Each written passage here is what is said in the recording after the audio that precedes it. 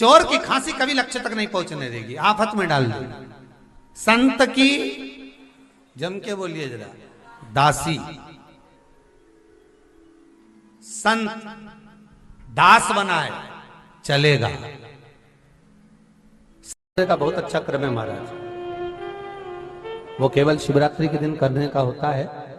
कहते हैं जिसका व्यापार ना चले, व्यवसाय ना चल रहा हो, बहुत ज्यादा कष्ट में जीवन निकल रहा हो और बहुत ही ज्यादा तकलीफ हो रही हो, तो धतूरे को हल्दी में डुबोकर शंकर भगवान को शिवरात्रि के दिन रात को 12 बजे समर्पित करें।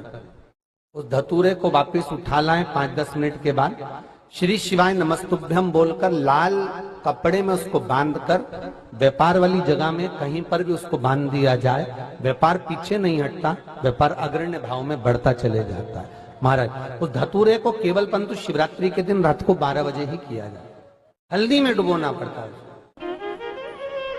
3 स्थान शिवलिंग पर वर्णित है कि ये 3 स्थान का जब स्पर्श करते हैं तो आप कितने भी रोग से ग्रसित क्यों ना हो, आप कितने भी रोग से घिरे क्यों ना हो, 3 स्थान का स्पर्श करने से आपको एक अलग से ऊर्जा प्राप्त होती है। और आपके शरीर में कितना भी कंपन हो रहा हो, कितनी भी कमजोरी हो रही हो, कितना भी दर्द हो रहा हो, कितना भी कष्ट हो रहा हो, 3 स्थान शिवालय में शिवलिंग के जगह पर बताए गए हैं।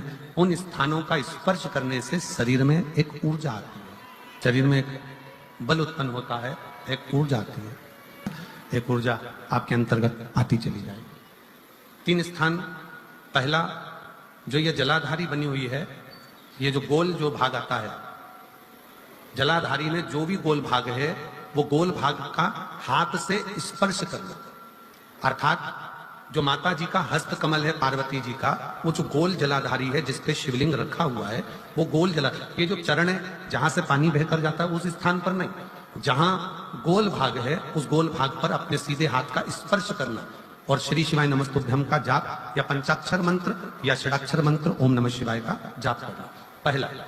दूसरा स्थान, जहां से पानी बहकर जा रहा है उस स्थान का पानी जहां से बहकर नीचे गिरता है वो भाग पर अपने हाथ का स्पर्श, जहां से पानी बहकर नीचे गिरता है, जो जल आप चढ़ाते हो वो जल बहकर जो नीचे की ओर जाता है उसका स्पर्श, और पंचाक्षर या षडाक्षर या श्री शिवाय नमस्तुभ्यम मंत्र का जाप। फिर तीसरा स्थान बताया कि शिवलिंग में किसी भी स्थान पर अपनी हथेली का स्पर्श, केवल हथेली का स्पर्श, उसमें उंगलियों का स्पर्श नहीं, केवल हथेली का स्पर्श, और पंचाक्षर या षडाक्षर या श्री शिवाय नमस्तुभ्यम मंत्र का जाप। ये 3 स्थान ऐसे बताए हैं कि आपके शरीर में अगर बिल्कुल भी इतनी एनर्जी नहीं है कि आप 2 कदम चल सकते हैं, तो शंकर के मंदिर में, शिवालय में जाकर ये 3 स्थान का स्पर्श करिए।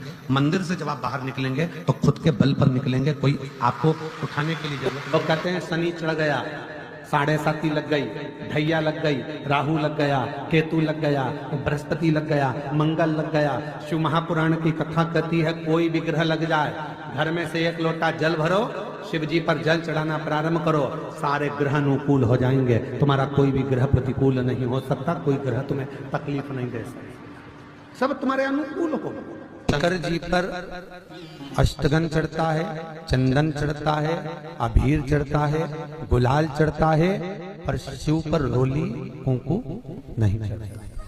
पूरे शिवलिंग पर आप सब कुछ समर्पित करो, पर कुंकू जब भी शंकर को चढ़ाओगे तो जो पार्वती का स्थान है वहीं पर आप चढ़ाए,